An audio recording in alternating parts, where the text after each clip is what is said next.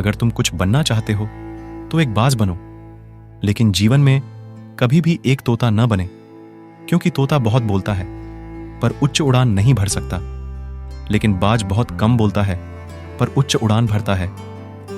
एक बाज आसमान छूने की इच्छा रखता है। तोते की खासियत बोलना है और बाज की क्षमता उड़ना है, और मैं एक बाज होना पसंद करूंगा।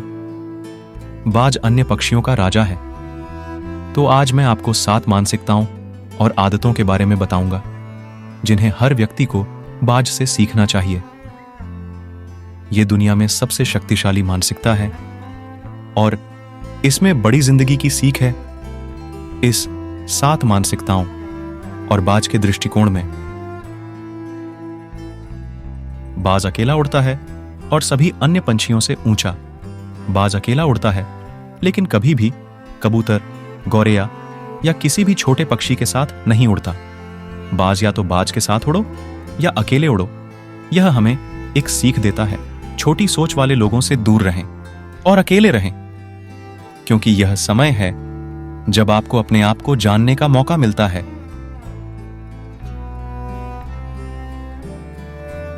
ईगल की दृष्टि बहुत स्पष्ट और बहुत मजबूत होती है। गरुड़ 5 किलोमीटर दूर से अपना शिकार देख सकता है, और एक बार जब वह अपना लक्ष्य और उद्देश्य स्पष्ट रूप से देखता है, फिर चाहे वह कितना भी कठिन क्यों न रहे, वह अपना लक्ष्य पकड़ता है और अपनी उद्देश्य को पूरा करता है। यहां भी सीखने के लिए एक महान सीख मिलता है। अपनी दृष्टि को स्पष्ट रखें और उसे हासिल करें, चाहे यह कितना भी कठिन हो। उस बाज की तरह पीछे नहीं हटें। ईगल कभी मृत पशुओं को नहीं खाता। ईगल हमेशा जीवित जानवरों को पीछा करता है। यह ईगल का दृष्टिकोण हमें सिखाता है कि हमारा अतीत मर चुका है, वह पहले ही चला गया है। इसलिए उन तारीखों का ध्यान न दें। वे बुरी सोचों को उस गुजरे हुए पास्ट के लिए अपनी ऊर्जा नष्ट न करना करें। अपने आगामी और पहले जीवन पर ध्यान केंद्रित करने के बजाय आज के लिए ध्यान केंद्रित रखें। चीजों को वर्तमान में रखें। पुरानी यादें तुम्हारी तेजी से जो तुम्हें कठिनाई में डालती हैं, उन्हें जाने दो। उन्हें अलविदा कहें। उन्हें वहां रहने दें जहां उनकी जगह है, और आपके अतीत को उसकी जगह होनी चाहिए।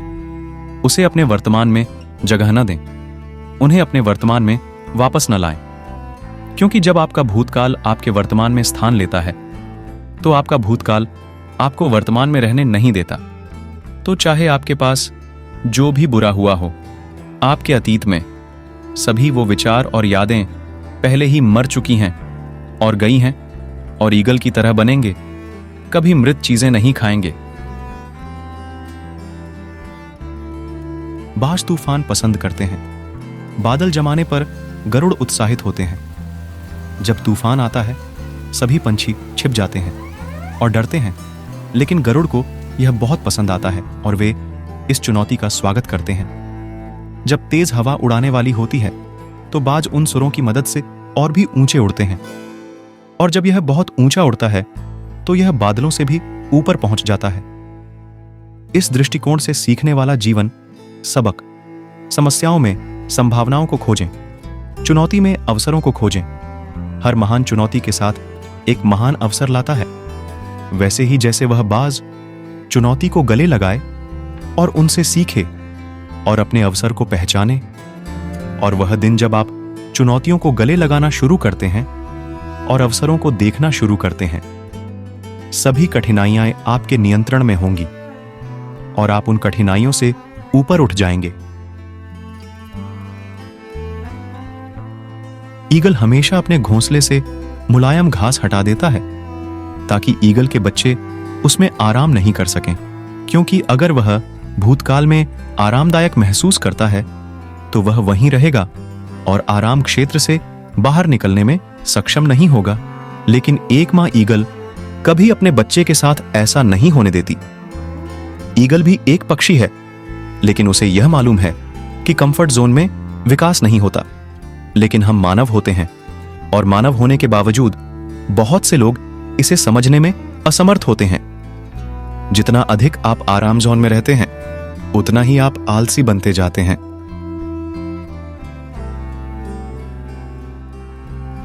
ईगल प्रतिबद्धता की शक्ति का परीक्षण करती है। विश्वास के पहले वह एक माता ईगल एक पुरुष ईगल से मिलती है जिससे वह संभोग करना चाहती है। वह पुरुष ईगल की प्रतिबद्धता का परीक्षण करती है तो वह उसे 2 बार उठाती है और बहुत ऊंचे उड़ती है। एक ऊंचाई तक पहुंचने के बाद जो उसके लिए पर्याप्त हो वह ट्विग को जमीन पर गिरने देती है और उसे पुरुष को पकड़ने के लिए कहता है। पुरुष जल्दी से पीछा करता है। जितना ज्यादा वह पीछा करता है उतना ही तेज गिरता है। उसे जमीन पर गिरने से पहले पकड़ना होगा, क्योंकि अगर उसे पकड़ने में विफल होता है तो वह उसका विश्वास खो देगा। इससे हमें क्या सीख मिलती है?